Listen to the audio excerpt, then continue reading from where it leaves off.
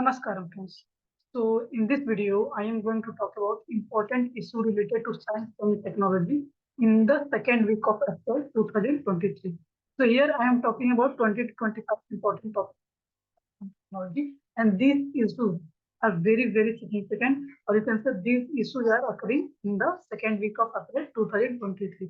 Some issues are also related to the past in the previous week or next to the previous week, but most of the issues are related to the second week of April 2023. And these issues are very important because through these issues, we understand the general problem of public and how we can solve that problem with the help of science and technology, and in which area we are innovating, we are entrepreneuring, and as well as solving problems with the help of science and technology, and how government of different countries investing their money in space, in robotics, in IT sector, as well as in biotechnology and nanotechnology. Because these areas are very significant for the well-being of the human being, for the well-being of the society, for the well-being of the nation, as well as for the exploration of the universe, for the exploration of the creation, as well as understanding the real meaning of science and technology and its impact on the life of humans.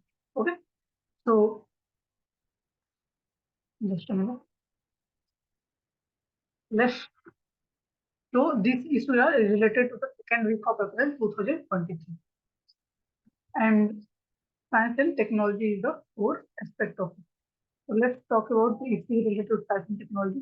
First one is Indian Cybercrime Coordination Center, or I4C. 4C is Cyber Crime Coordination Center. I for Indian. So Indian Cyber Crime Coordination Center. First topic. Second one is controlled re-entry of satellite. Okay, so here we are going to talk about controlled re-entry of satellite. Third one, sulfur dioxide. Okay, its impact on climate change as well as on air pollution. Fourth one is solar eclipse. Okay, its phenomena and where it is occurs and what is the alignment of sun, moon, and earth. Vigyan Jyoti, a scheme by the government of India. So it is basically focusing on the STEAM project of the girl child. So we are talking about briefly about the data that Vigyan Jyoti and its impact on the society. Sixth one is dengue disease, talk about its viruses and its impact. Seventh one is spacesuit, the importance of spacesuit for the astronaut, and how how we can make it as good as possible so that our astronauts not suffer a lot in the outer space. Eighth one is Rocket World, a web series. Finally, so we are talking about so this series is based on the life of its scientist and its importance. Ninth one is Raccoon Dogs. Okay, about Raccoon Dogs, where it is found and why they are in use. Tenth one is three-dimensional bioprinting. 3D bioprinting, its importance and how we can use this technology for the well-being of the community. Next one is Indian raw sugar, its component and its importance and how we can improve its quality for export purpose. Next one is aerosol. Okay, type of you can say pollutant. We talk about its impact, its hazardous nature, as well as its role in the climate change. Next one is CRISPR technology. Okay, basically in cutting and adding of genes in our DNA. So we use this technology. So it's important because this technology got novel place.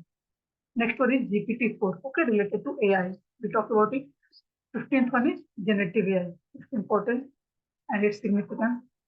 16th one is International Commission for Uniform Method of Sugar Analysis. What are the commission and how this commission analyze the important method of sugar and in which category they divide the sugar on the basis of their color. Next one is bioremediation. Okay, its importance and its impact on biodiversity, environment, as well as climate change.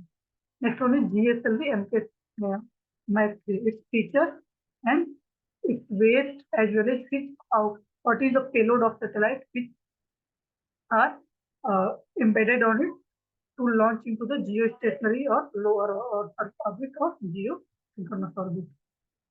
Next one is PSLV. Okay, so a launch vehicle, solar satellite launch vehicle is important, significant. Next one is small satellite launch vehicle or SSLV. Next one is ramjet expansion. Basically, they are engine and differentiating on the basis of their combustion power. Next one is JUICE, Jupiter Icy Moon Explorer Spacecraft. Okay, European Union or European agency launched this mission for the exploration of Jupiter. So we talk about briefly and get some information out of it. Next one is GM counter. GM counter basically a machine, okay, which measure the radiation. You can say impact or intensity of radiation. And last one is tuberculosis. We got some data related to tuberculosis and its impact on the human health. Okay, so let's start with the first topic of today's discussion is Indian Cybercrime Coordination Center. Or simply we call it as a I4C. I4C was established by MHA, Ministry of Home Affairs of India. Okay, so I4C was established by this ministry in New Delhi, capital of India, to provide a framework and ecosystem for law enforcement agencies. Okay, so MHA established this coordination center to provide framework and ecosystem for the law enforcement agency for dealing with cybercrime in a coordinated and comprehensive manner. To deal with the cybercrime in a coordinated and comprehensive manner, Ministry of Home Affairs provide a framework and ecosystem for the law enforcement agency in the form of I4C, Indian Cybercrime Coordination. So remember here, important point is ministry as well as related to cybercrime. So this one is important and this one is important. I4C is envisaged to act as a nodal point to curb cybercrime in a country. Okay, so I4C is a nodal point to curb cybercrime in country. If anywhere cybercrime is occurring, so we have first of thing, if cybercrime is occurring in India, first thing in our mind comes is I4C. Okay, so we have to report that crime to that agency, and MHA, which established this agency, take further action regarding these crimes. Okay, and this agency is empowered to do coordinate as well as take action regarding cyber crimes which are happening in our country. Okay, so these are sources. I provide the PDF of these whole notes in the description, so you can click on the source and read more information related to I4C. Okay. So through this picture, you can clearly see these are the logo of I4C, Indian Cyber Crime Coordination. Let's move on to the next topic called controlled re-entry. A controlled re-entry like one attempted by the ISRO, Indian Space Research Organization, possible only for satellite in the low Earth orbit. Remember, controlled re-entry only possible only for satellite in the low Earth orbit, which is initially attempted by the ISRO. And low Earth orbit is about 100 kilometers over the surface of the Earth. Okay, this is the Earth. So 1000 kilometers from the surface of Earth is low Earth orbit. Okay, and controlled re-entry is possible only in low Earth orbit because there are many factors to it why it is only possible for LEO or not for other orbits. These maneuver, however, are not usually attempted. This maneuver, that means controlled re-entry is however not usually attempted because fuel requirement is high. Because fuel reserve have to be maintained in the satellite after mission life is over. Let's say we launch a satellite for 5 years. And so after 5 years, when that mission comes, when that satellite completes its mission, so after 5 years, if fuel is remaining in that satellite, then only we can re-enter that satellite in the Earth's atmosphere, otherwise not. So it requires fuel reserve after the mission, if the mission life is over for that satellite. That's why many countries or many organizations not usually attempted this phenomenon, this maneuver.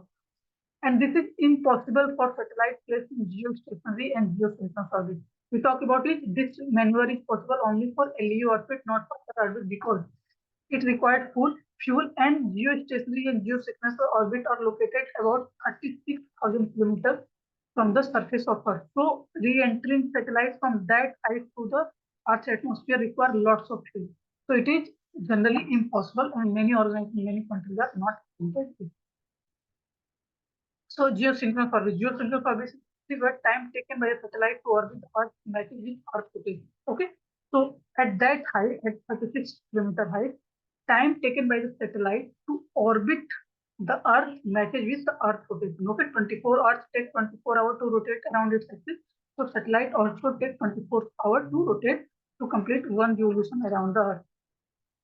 So its height is very high because they are at altitude of 36,000 kilometers. Geosynchronous and geosynchronous Geosynchronous and geostationary satellites are at the height of 26,000 kilometers, and they take same time of revolution, same time to complete one orbit as Earth takes around its axis. That's why it is impossible to re-entry a satellite which is situated at the height of 36,000 kilometers because it requires a lot of fuel. After the mission, life is over for them. That's why many countries not attempted it, many organizations not attempted it, and it is nearly impossible for doing this. Okay. For attempting to bring down a satellite from such a orbit, a huge fuel reserve would be needed. Okay, fuel is the main concern. This will only make the satellite heavier and costlier at launch. At launch, this makes satellite heavier because we you can say feed more fuel into the rocket as well as costlier also. Okay, so many not because many of the organizations, many of the countries want this satellite become cheap as well as light. And if they you can say feed that rocket with more fuel, that cost of the rocket is high as well as weight is also high. And many country organizations are not doing it. So I hope you understand the whole idea of re-entry of satellite. Okay, here are some sources. You can click on it and read about it in a detail. So this picture you can clearly see a re-entry of a satellite. And when that satellite re-enters the Earth's atmosphere, its parts are burning. Okay, and we also solve the problem of satellite debris in the space because by re-entry we destroy the satellite in the Earth's atmosphere and debris which are earlier treated in the space are not happening. Okay, so I hope you understand the whole idea of re-entry, satellite re-entry. Now let's move on to the next topic called sulfur dioxide. Sulfur dioxide, or simply called SO2, is a gaseous air pollutant. It is a gaseous air pollutant composed of sulfur and oxygen. SO2, sulfur and oxygen. So SO2 is a gaseous air pollutant composed of sulfur and oxygen. Once SO2 is oxidized to sulfur trioxide, subsequent reaction of sulfur trioxide with water and particles will okay. So sulfur dioxide oxidized from sulfur trioxide and the sulfur dioxide react with water and other pollutants from sulfur trioxide and other sulfates. So what are the importance of sulfuric acid and sulfates? Sulfur dioxide also converts in the atmosphere to sulfate. So here sulfuric acid and sulfates are converted from yeah, you can say formed from the SO2 by reacting with you can say sulfur trioxide or by oxidizing or reacting with the water. When sulfur dioxide oxidized becomes sulfur trioxide react with water form sulfuric acid and sulfate. And the sulfur dioxide also convert in the atmosphere to the sulfate. And sulfate a major part of fine particle pollutant in the eastern USA. Sulfates form a major part of the fine particle pollution in the eastern USA. The major part of the fine particle pollutant is related to sulfate. That's why this is important. Sulfate is a group of minerals. Sulfate is a group of mineral salts that can have a natural or man-made origin. So sulfate has a natural as well as man-made origin, and it is a group of mineral salts. These salts can appear in the soil, air, and water. Okay, so sulfate, a group of mineral salts, and these salts appear in the soil, air, as well as in water. Sulfates can form during the decay of plant and animal matter. When plant and animal matter decay, sulfates are formed, but they can also form as a byproduct from textile, mining, steel mill, tannery industry. Okay, so from this industry, sulfates are formed, but sulfates are also formed during the decay of plant and animal. This is a plant. This one is an animal. So after decaying plant and animal sulfates is formed, but in other industry like mining, textile, steel mills, and waste industries, sulfates are also formed. So sulfur dioxide, sulfuric acid, and sulfates are important because by oxidizing sulfur dioxide, sulfur trioxide will form, and when sulfur trioxide reacts with water, sulfuric acid and sulfates are formed, and sulfates are the major fine particle pollutant in the air in the eastern USA. Okay, and sulfates are formed, or you can say sulfates can form during decay of plant and animals as well as in the like industry like tannery industry, mining industry, textile industry, as well as steel mill. Natural sources of sulfur dioxide are volcanoes, fires, and phytoplankton. Phytoplankton, we know phytoplankton are small plants, or you can say plants which are having in the water, and they are generally wavy in nature. So natural resources of SO2 are volcanoes. As let's say this one is a volcano, so ash is producing from the result. So in that case, SO2 is released. So natural resources are volcano, fire, in fire, general fire, SO2 is released. Phytoplankton produce sulfur dioxide, but burning sulfur-rich fossil fuel like coal, oil, and petroleum is the main source. Okay. SO2 is formed from the natural as well as man-made, but most part of it is released from the man-made activity like burning of coal, oil, as well as petrol. Smelter oven. Smelter oven, we know smelter oven where when we smelt any metal, so when during that time SO2 is also released. So in smelter ovens, which are used to concentrate metal found in ore, also produce it. Okay, smelter ovens are basically are used to concentrate metal found in ore. In our ore, when we found a metal, so to concentrate that metal, we use smelter oven, and through that smelter oven, SO2 is released. So here we talk about phytoplankton. Phytoplankton derived from the Greek word called phyto means plant and plankton means made to wander or live. Okay, so plant made to wander or live is called phytoplankton. And phytoplanktons are microscopic organisms, that means very small organisms, live in a watery environment, both salty and fresh. So remember, phytoplankton live in a watery environment, and that environment is both salty as well as fresh. And phytoplankton meaning is a plant is made to wander or live, and they are microscopic organisms. So important keyword. Microscopic organisms live in watery environment, either salty or fresh, as well as they are plants which are made to wander off. Some phytoplankton are bacteria, some are protista, and most are single-celled plants. So most of the phytoplankton are single-cell plants, but some are bacteria as well as protista also. So I hope you understand the whole idea of sulfur dioxide. Let's move on to the next topic. So this picture you can clearly see natural cause of SO2. Just a minute. Natural yeah, natural cause of SO2. So here you can clearly see volcanic activity, man-made cause through industry. We talk about the steel industry, veterinary industry, textile, mining. So these are industries from which SO2 is released. These are the chemical composition of SO2. One sulfur, two oxygen. Oxygen is associated with sulfur in a double bond. These are the chemical composition of sulfate. These are the picture of some sulfates. Okay, this one is I think copper sulfate. So this is chemical is copper sulfate, CuSO4, and these are the picture of copper sulfate. These are sulfuric acid. We talk about the sulfuric acid when sulfur trioxide react with water, sulfuric acid as well as sulfur are formed. So this one is a sulfuric acid. H2SO4. Sulfuric acid, and this is the picture of a phytoplankton. Right?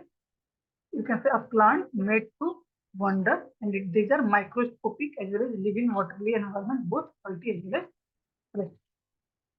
And these are smelter ovens. You can clearly see these are smelter ovens. When we concentrate the metal, which are come from the ore. So these are smelter ovens. So from all these sources, SO2s are released in the environment. Now let's move on to the next topic called solar eclipse. A solar eclipse occurs when a moon is positioned in between sun and earth for a few minutes. Let's say here sun, here moon, and here earth. So when moon is positioned between sun and earth, then solar eclipse occurs. Under certain alignment, the moon partially or fully blocks the sun. So this is the picture of this is the sun. Here is a moon and here is Earth. Under let's say, and shadow of like that. Okay, and like that also. So under certain circumstances, when certain alignment, when the moon partially or fully block the sun. Here, moon partially or fully block the sun. So this picture controlling in this picture. When moon, this picture of moon, here a picture of Earth. When moon, let's say we are seeing the moon from that. So when we see moon from that point of time, sun is completely blocked by the moon. Okay, so this is for the, you can say, complete full solar eclipse. And when let's say we are here, when we see the sun, when we see the moon, we see some part of sun or some part of moon. Sorry, some part of moon. So let's say position A or position B.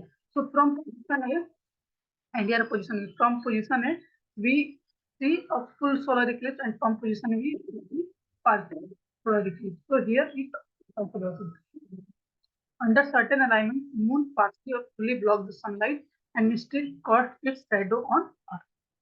So on that position, moon completely block the sun, and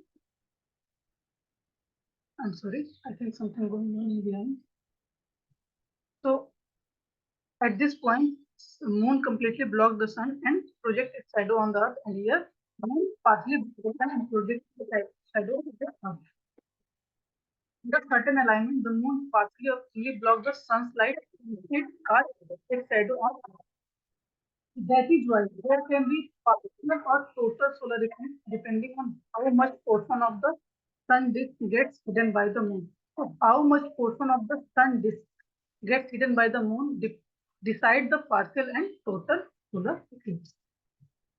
Use of certified solar filters or eclipse goggles are recommended while viewing the sun during the eclipse. So if you want to see a sun during an eclipse, so you have to use certified solar filters as well as eclipse goggles to see that solar eclipse, because it is not harmful for your eyes. If you see it as from a naked eye, it is very harmful because certain amount of rays are causing damage to your eye. Experts warn against looking at the sun with a naked eye or through binoculars or telescope without filters. Okay, when you use binoculars as well as telescope, use filters. Without it, it is harmful, as it can prove harmful to one's vision. Okay, so naked eye as well as using binoculars, telescope without filters are harmful for people's vision. The safest way to view the eclipse is by indirect projection. This method is very successful, which can be easily done by projecting sun's disk onto white paper, either using a telescope or a pinhole camera. So by using telescope or pinhole camera, we project the sunlight. We project the sun disk on the white paper, and we see that disk. In this picture, you can clearly see this is a picture of a solar eclipse. You can say partial solar or total solar eclipse, but some part of sun is you can see here. So let's say 95%, not full, but 95% of solar. This picture you can clearly see. With the help of telescope, we project the solar eclipse on the white paper and we see. This is called the projection method, and it is safest for the human eye. Okay, through this picture you can see alignment. Through this picture you can see the picture of solar eclipse, and through this picture you can understand here pinhole and here microscope. So those are two methods through which you can project the image of solar eclipse on a white paper, and this is called projection method, and this is the best way to see a solar eclipse. Naked eye or using binoculars and telescope without filters are harmful for one's vision. And here there are four types of solar eclipse, specifically four types of methods, four ways towards the solar eclipse. Either eclipse shades, you use shades, or tree shadows, or welder glass, or pinhole projects. This one is considered as the safest. Okay. Now let's move on to the next topic called Vigyan Jyoti. So the Department of Science and Technology started a unique program. Okay, remember DST, Department of Science and Technology started a unique program called Vigyan Jyoti for meritorious girls. Remember, meritorious girls, with the aim to address the underrepresentation of women in different fields of science and technology. We see on you can say in daily basis we see in the participation of girl child or women in science technology is very less. So this scheme tries to bridge the gap of this problem, and DST started a unique program called Vigyan Jyoti for meritorious girls with the aim to address the underrepresentation of women in different fields of science and technology, engineering, and mathematics in the country. So in the country, this scheme tried to bridge the gap of under participation of girl child in the field of science and technology, engineering, and mathematics. Remember, Vigyan Jyoti. As a first step, the Vigyan Jyoti has been introduced in the year 2019-20. Initially, it started in the year 2019-20 at a school level, where meritorious girl students of class 9 to 12 are being encouraged to pursue higher education and career in STEM fields. So earlier it is launched in 2019 and 20, where girl child of the school girl in the class of 9 to 12 will encouraged to pursue their career in higher education as a career in STEM. That means they encourage a girl child which are studying in class 9 to 12 to take their higher education in the field of science, technology, engineering, and mathematics. So Vigyan Jyoti, remember. The Vigyan Jyoti envisaged hand-holding and intervention right from the school level. Okay. So it is envisaged hand-holding as well as interventions right from the school level. That means class 9, and which will continue till PhD level. Starting from class 9th level, it is continuing till PhD level to encourage girls to pursue a career in underrepresented area of STEM. So basically, this Vigyan Jyoti scheme try to empower girl child which are currently in a school level to take STEM, science, technology, engineering, mathematics as their higher educational subject, so that we can bridge the gap or underrepresentation of girl child in the field of science and technology, engineering, and mathematics, and we can say guarantee this benefit to girl child till the PhD level, from class 9th level till the PhD level. Okay, so remember the name of this thing, Vigyan.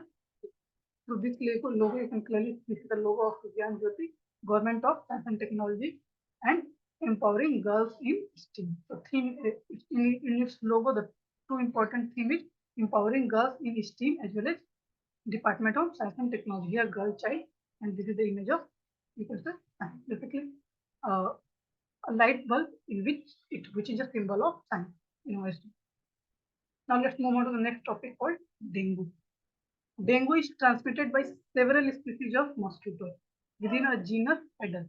Okay, so remember we know that domain, kingdom, class, order,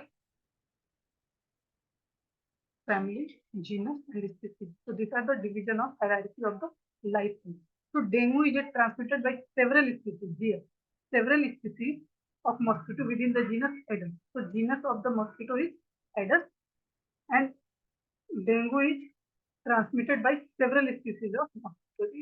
Dengue is not just transmitted by just one species. No, remember, it is transmitted by several species within the genus Aedes. Genus is Aedes, but species are several.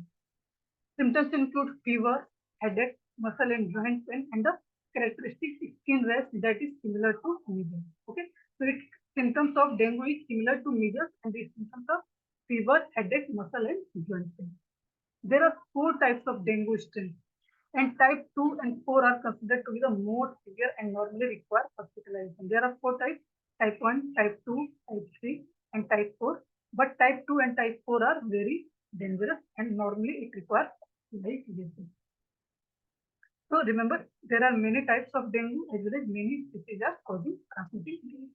According to the experts, Aedes mosquito breeds in clean, stagnant water. So this mosquito, that means Aedes mosquito, are breeds in clean, stagnant water. Remember, not in a filthy water or a polluted water. It is a breed in a clean but stagnant water, not moving water.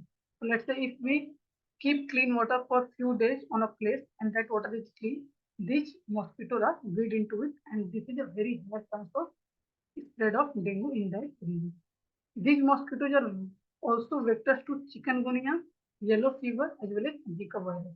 And these mosquitoes are vector for these three diseases also: chikungunya, yellow fever, as well as Zika virus. So dengue, chikungunya, yellow, and Zika virus are caused from the same mosquito.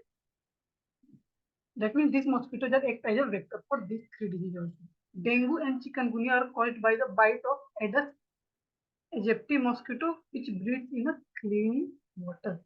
So dengue as well as chikungunya are caused by the bite of the tick mosquito. Remember the name?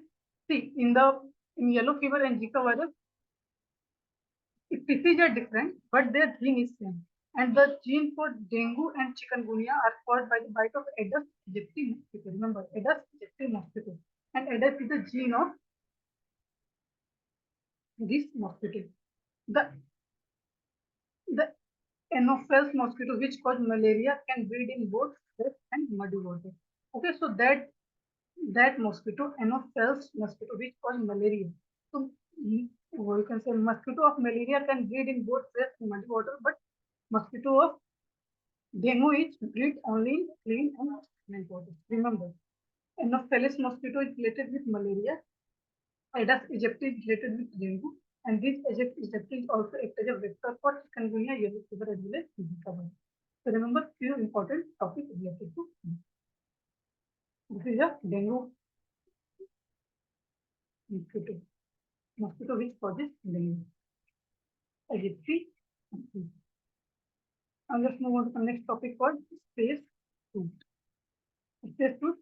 In this picture you can clearly see one suit worn by our astronaut. So this is the space suit. Let us see this picture. Let me see the picture of the spacesuit woman wearing the spacesuit and landing on the moon. Okay, in space. So let's move on to and talk about spacesuit. Without a spacesuit, human will not survive for long. They survive, but not for long, in a harsh condition of outer space or lunar surface. Lunar surface and outer space are very hard. So without spacesuit, humans are not surviving for a very long time. But spacesuits protect the human body from extreme temperature fluctuation of the ocean. In space, there are extreme fluctuation of temperature. So without spacesuit, it is very difficult for human being to survive. It is very difficult for human body to survive in that area. In absence of an atmosphere, area which receive direct sunlight become extremely hot, whereas area in the dark are frigid. Okay, so we know that on many in outer space on many places absence of atmosphere is there, and on a place where absence of atmosphere is there, an area which receives higher sunlight become extremely hot, and area which is dark become a frigid. Like our earth maintain the condition of atmosphere on planet earth because we have atmosphere, but many planets, many natural do not have atmosphere. So area which receive direct sunlight becomes very hot, and area which not sunlight which remain dark become frigid. That means at a similar at a you can within a day you can temperature difference is very high because at a particular time temperature becomes let's say 45 degree at a particular, and then next 6 to 12 hours it becomes minus 6 degree 12 degree. So it is not, you can say it is very harmful for the human metabolism. The first job of spacesuit is to insulate the astronaut inside from the extreme temperature. Okay, so the first job of spacesuit is to insulate the astronaut inside. So it insulates the astronaut inside from the extreme temperature. Okay, it controls the temperature of the human body as well as in human body. It to control the temperature of, you can say, spacesuit with the in equivalent to human body so that it not suffer from the extreme temperature fluctuation in the outer space. Second, spacesuit also provides astronaut with the constant supply of air and optimum air pressure. We know that on many places in outer space, pressure is very high, which is not stable for human body. So that spacesuit constantly supply air as well as optimum air pressure because on many places atmosphere is not there, so presence of oxygen is not there. So this spacesuit provides air as well as air pressure around their body. So we know that around our body, temperature maintenance, air as well as air pressure is required in a controlled manner. Otherwise, we are not surviving on any place for a long time. So space should provide all these facilities. They are pressurized to this effect, making them more like human space vehicle than a piece of clothing. So space suit are not just a piece of clothing. They are pressurized to this effect. These space suits are pressurized to this effect, which control the temperature, pressure as well as air and making this spacesuit more like a human-shaped space vehicle. So these spacesuits are basically a human-shaped space vehicle. These are a space vehicle in the form of human shape. Third, spacesuits protect astronauts from space radiation. Okay. In first one, you can say it protects from temperature. Second one is from air and air pressure. And third, it protects astronauts from the space radiation. Third one is radiation, which can be extremely harmful, as well as micrometeoroids. Okay, so these spacesuits protect not from space radiation as well as micrometeoroids. Space radiation are very harmful, and micro and other particles moving across the space often at an incredible speed, and they are also causing harm to the human body. So it protects from the radiation as well as micrometeoroids and other particles which are moving at a very high speed in the space. If we are not wearing that spacesuit, it cuts through our body and causes bleeding at the chest. On the lunar surface, on the lunar surface or on the moon surface, suits also protect astronauts from lunar dust. Okay, when any in this picture you can clearly see a lady wearing a spacesuit standing on the moon, and scientists of NASA consider lunar dust as a number one environmental problem on the moon. So number one environmental problem on the moon is lunar dust, and space should protect astronauts from the lunar dust. Much more aggressive than dust on the earth. Okay, so lunar dust is much more aggressive than the dust on the earth. It tends to corrode everything it comes into contact with and can potentially cause lung disease. So that lunar dust causes lung disease as well as corrode everything it comes into contact. So it is very, very harmful and very, very, you can say, threatening for the human life. By helping astronauts survive even in the harshest condition of space, space should allow them to perform tasks in space, carry out experiments, and fulfill the objective for their mission. Okay, so with the help of space suit, astronauts perform their tasks in space, carry out experiments, and fulfill their objective of their mission in a better way. So I hope you understand the full idea of space. You can see this picture of a space suit. This is the space suit. Okay, it you can say insulate the human body in terms of temperature, control air as well as air pressure, protect from radiation as well as micrometeoroids and other particles which are, you can say, roaming in a high speed in the space as well as also from the lunar dust, which is number one problem on Moon as per the NASA scientists. Remember, four important, you can say, benefit of polar space suit. Now let's move on to the next topic called Rocket Boy. Rocket Boy is basically a series. Only with a OTT platform. On that platform, Rocket Boy was launched, and it focuses on the lives of the Indian scientists Homi Jahangir Bhabha and Vikram Sarabhai. So these Rocket Boy is basically focus on the life of the two scientists Homi Jahangir Bhabha and Vikram Sarabhai, and their roles in creating landmark scientific programs and institutions in a newly independent. So Vikram Sarabhai and Homi Jahangir Bhabha are two prominent scientists whose contribution in creating landmark scientific programs as well as institutions. Okay, program as well as institution in a newly independent India. Premiered its second season on March 16th. So on March 16th, Sony Live premiered the second season of Rocket Boy, which is based on the lives of the scientists Homi Jahangir Bhabha and Vikram Sarabhai for their contribution in establishing landmark scientific program as well as institution in the newly independent. Remember the name of the scientist as well as his contribution in the scientific program as well as institution in the newly independent India. So this is the logo of the second season of the Rocket Boy, and this is a Homi Jahangir Bhabha. This one is a Vikram Sarabhai. Role of Abdul Kalam is also portrayed in this. Now let's move on to the next topic called Raccoon Dogs.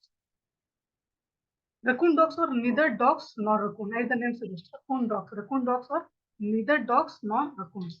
They belong to a Canidae family. What is Canidae family? Basically, family related with dogs. So they belong to Canidae family and closely related with foxes. Canidae is a here we talk about Canidae is a biological family of dog-like carnivores. Canidae is a biological family of dog-like carnivores, colloquially referred to as a dogs and constitute of clade. Clade, that means a branch which finds its ancestry in a one particular species, that is called clade. So they are raccoon dogs. They are the only canids that hibernate during the winter. Remember, raccoon dogs are the only canid that hibernate during the winter. Raccoon dogs are not raccoon, not dogs. They belong to the Canidae family and are closely related to the fox. And they are only canid. They are the only canid that hibernate during the winter. Remember, Canidae means a biological family of dog-like carnivores, colloquially referred as a dog and constitute of clade. A member of this family also called canid. There are in a family there are many members. Some member of this family. Let's say this family is called Canidae family. So one member of that family, let's say one member of that family is called Canidae, and the whole family the whole family is called Canidae, and one member of the family is called Canidae.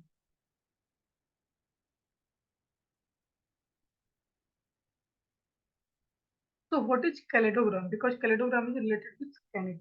Caledogram is an evolutionary trait that diagrams the ancestral relationship among organisms. So caledogram basically an evolutionary tree that diagrams the ancestral relationship among the organisms.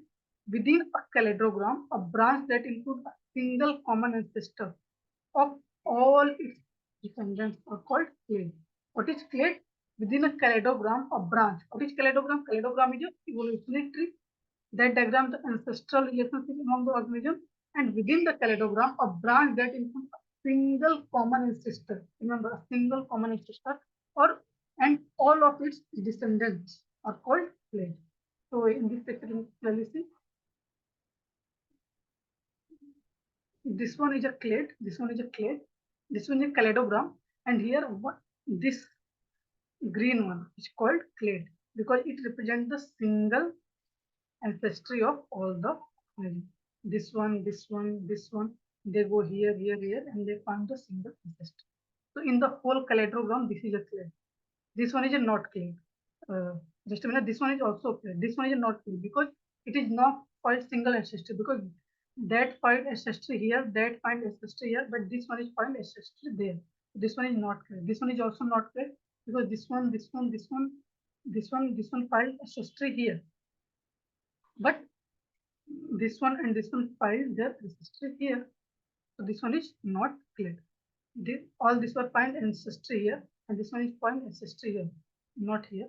So this one is not clear. This one is not. This one is clear. This one is clear. Clear is a basically a branch in a caledogram which finds the single ancestry of all the descendants.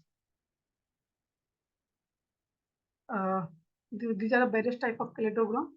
These are various type of caledogram, like in this form also, in this form also, in this form also, in this form also, and in this form also.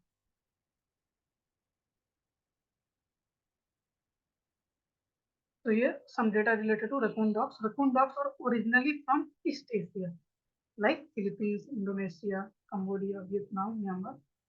So raccoon dogs are originally from East Asia. South, no, I'm sorry, East Asia, not South. I'm sorry, East Asia, like China, Japan, Korea, this type of thing. So raccoon dogs are originally from East Asia and are commonly found in parts of China, Korea, and Japan, where they are known as tanuki. So East Asia, that means China, Japan, and Korea. Those are raccoon dogs are originally from that area, and in that region, they are called tanuki. They are also found in Europe, where they were first brought in by fur traders in 1920. So in 1920, fur traders brought these raccoon dogs from East Asia to Europe. Today, raccoon dogs are considered to be a threat to the local ecosystem. Today, raccoon dogs are considered as a threat to the local ecosystem in Europe, and EU report declared them one of the most successful alien carnivores in Europe. Okay, it is introduced by the first in Europe because they are basically from the East Asia, And now these raccoon are considered as one of the most successful alien carnivores. Alien because it is introduced from the other region, carnivores because it is you can say non-veg, and and they are and raccoon dogs are considered a threat to the local ecosystem because it is not endemic to that region and not in a mutually beneficial manner interact with the ecosystem of that region. That's why it is threat. If it is mutually coexist with the other plants and animals of that region, then it is not threat for that region also. So remember, raccoon dogs, neither raccoon nor dogs, they are only you can say only calid which are hibernating in the winter. They are from East Asia, from Japan, Korea as well as China, and it is introduced in Europe by the first in 1920. And today, EU reports say that raccoon dogs are one of the most successful alien carnivores in Europe. Okay, so in this picture, clearly see these are raccoon. They are real raccoon. These are dogs, and this is a picture of raccoon dog, which is neither raccoon nor dog, because there is no match of raccoon, there is no match of dog, there is no match of raccoon. So raccoon dogs are not a raccoon, not a dog. They are altogether different. Now let's move on to the next topic called three-dimensional bioprinting or 3D bioprinting. So 3D bioprinting is a utilization of 3D printing like technique to combine cells, growth factor, and biomaterial to fabricate biomedical parts, often with the aim of imitating natural tissue characteristics.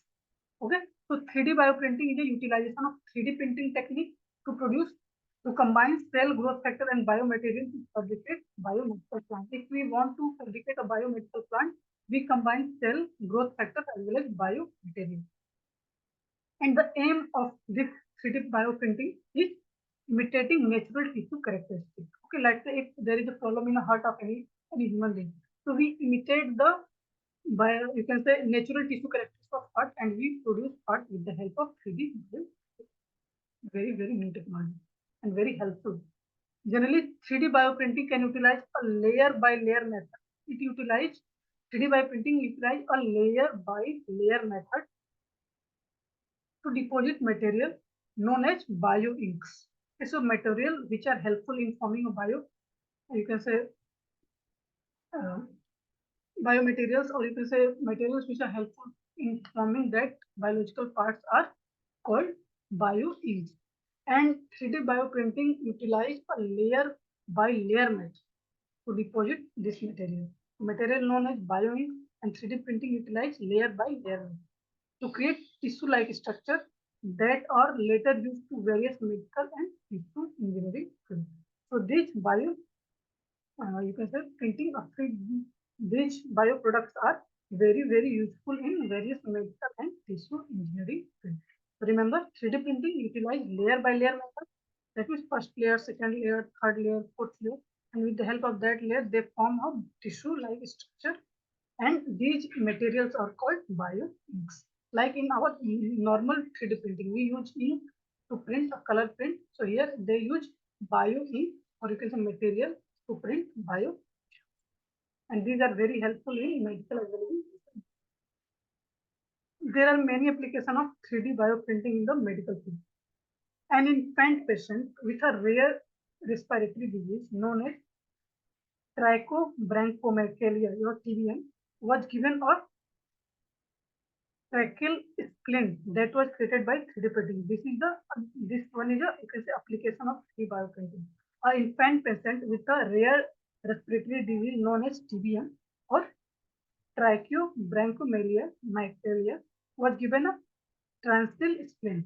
Transil splint that was created with the help of 3D printing. So with the help of 3D printing, we produce that splint, and that splint is used in the treatment of infant patients. 3D bioprinting can be used to reconstruct tissue from various regions of the body. In a human body, from the various regions of the human body, we reconstruct the tissue with the help of 3D bioprinting. So 3D bioprinting can be used to reconstruct tissue from various regions of the body. So this is the picture of in this 3D printing, and we print hard. Okay. In this picture also you can clearly see we use layer by layer bio ink, layer by layer bio ink to produce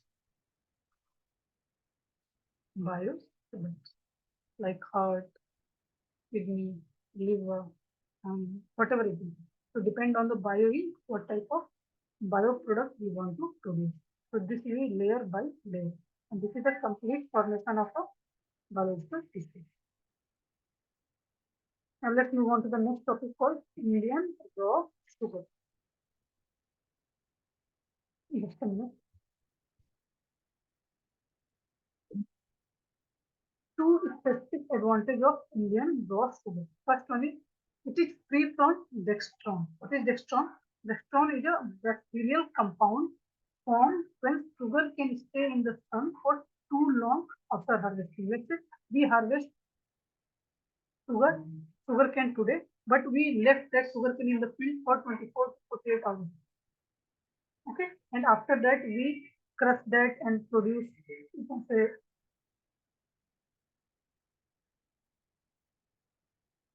after that we produce, you can say, sugar juice and other jaggery. So dextron, it is Indian raw sugar. Indian raw sugar is free of dextron. Free of dextron means a dextron is if it is produced when a bacterial compound formed when a sugar can stay in the sun for too long time after harvesting. After harvesting, if we left sugar cane in the field for too long time, a bacterial compound is formed, and that bacterial compound is called dextron. And Indian raw sugar is free from dextron.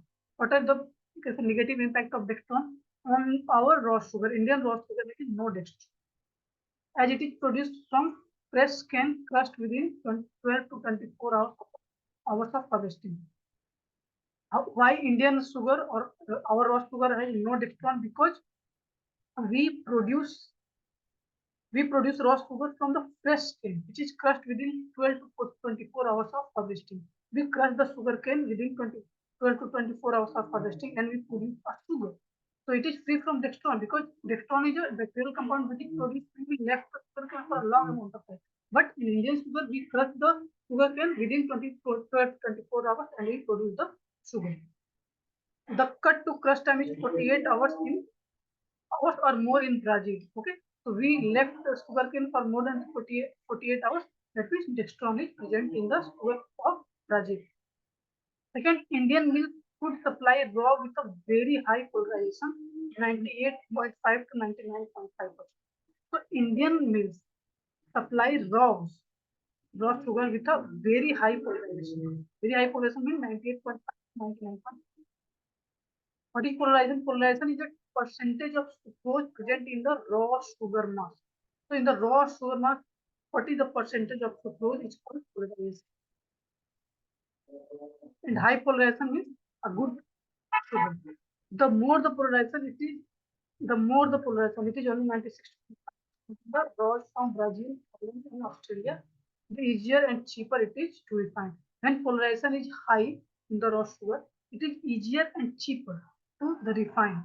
So polarization of Indian raw sugar is 98.5 to 99.6, and polarization of raw sugar of Brazil, Thailand, and Australia is 96 to 98.5. So remember, raw sugar are free from dextron and high polarization. Then other raw sugar of other countries like Brazil, Australia, as well as Thailand. This is the picture of raw sugar. Okay. Now let's move on to the next topic called aerosol. Aerosol is a suspension of fine solid particles. Just a minute.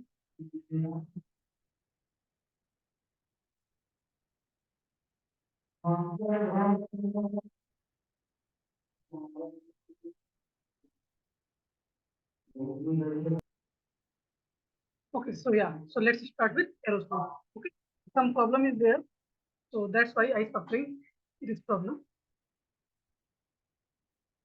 Uh, yeah. So aerosol.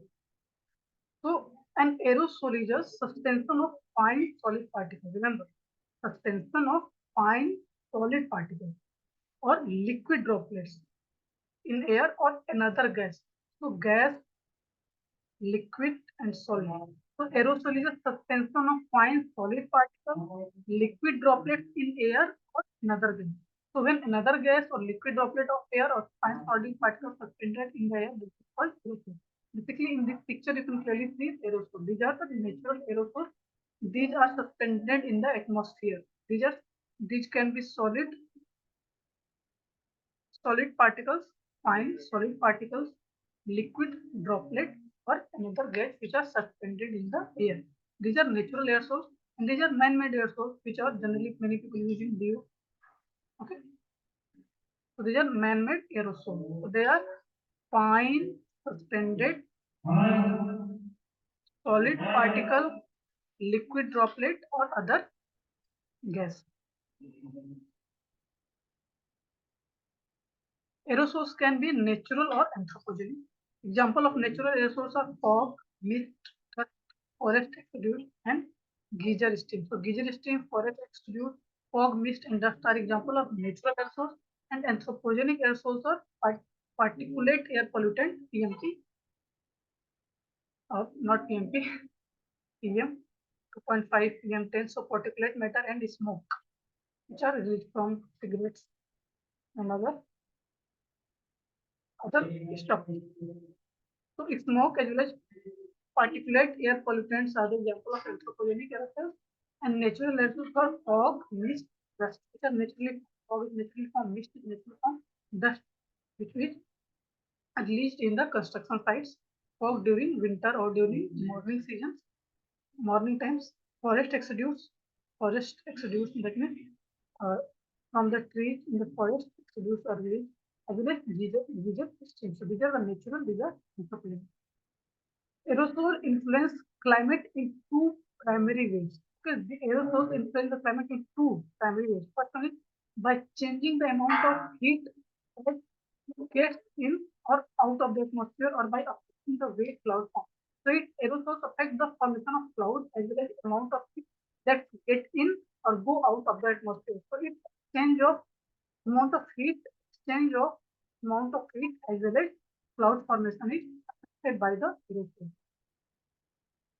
Some aerosols like many kinds of dust from ground up rocks and light colors are even a little bit reflective. Some aerosol like many kinds of dust from ground up rocks and light colored and even a little bit reflective. Like some dust which are and some let's say dust which are ground up rocks and which color is you can say light that are also contributing in reflecting sunlight. When the sun rays beam down on them, when sun rays beam down on particulate particles, they bounce the rays back to the atmosphere, preventing that heat forever reaching our surface. Okay, so these are particulate matter. So if sun rays, you can say sun rays beam are down on them, it affects the sun particles, and that sun rays are not reaching us.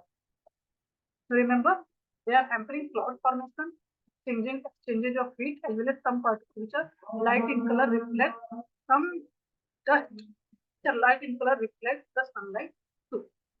So I hope you understand the idea of what is what is the topic. Aerosol. So through this picture you can clearly see aerosols are produced from industry, from fire, by cracking light. There are sunlight can. There are droplets. These are particulate matter, so it reflects the sun rays. And these sun rays are not reaching the earth. And these are also affecting cloud formation. And these as well as exchange of heat.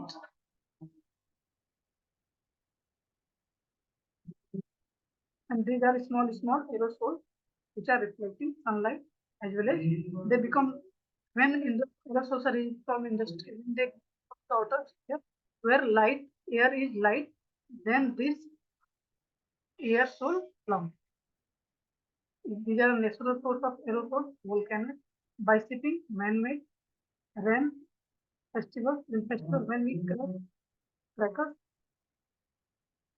because when we crackers are also contributing in aerosol production, fire, industry, volcanic, as well as shipping. Next one is CRISPR technology. CRISPR is a short or clustered, regularly interspaced, short palindromic repeats. Clustered, regularly interspaced, short palindromic repeats, simply called as CRISPR, which is a reference to the clustered and repetitive sequence of DNA. CRISPR is a reference to the clustered and repetitive sequence of DNA found in bacteria, which whose natural mechanism to fight some viral disease is replicated in this gene editing code. So, a bacteria which naturally use their mechanism to fight some of the viral disease, we take inspiration from that bacteria and replicate that technology in the gene editing tool called CRISPR. It is a simple and still far more accurate. CRISPR is simple but far more accurate. Many of times you see that things which are simple are not very accurate. But CRISPR is simple and a very far accurate, and it does not involve the introduction of any new gene from the outside.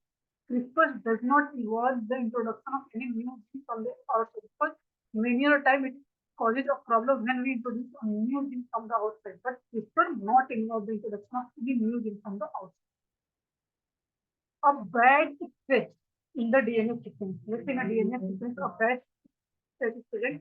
This is the cause of the disease or disorder is locate, cut and remove, and then replace with the correct sequence. Let's say this is a picture of DNA. So let's say on that part, just a minute. On that part, on this part, there's a problem in the sequence of, you can say in the problem of a gene of that DNA. So a bad stage, let's say black on a bad stage in a DNA sequence. These are the DNA sequence, this is bad stage. And this bad stage causes the disease and disorder. So CRISPR locate it, cut it and remove it, and then replace that stretch with the correct sequence. So earlier, let's say our sequence is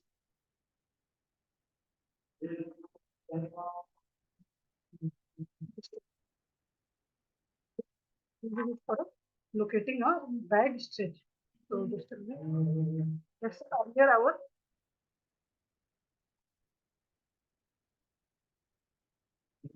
DNA is like it. So if this one is a bad stretch, so CRISPR locate this bad stretch, cut it, remove it, and replace this stretch with another correct sequence. And then we rectify the problem of gene.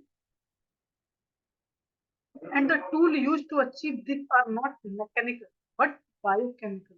We are not use this tool which you can say done this task to locate it, remove it, and cut replace it. It is not a mechanical, it is a biochemical.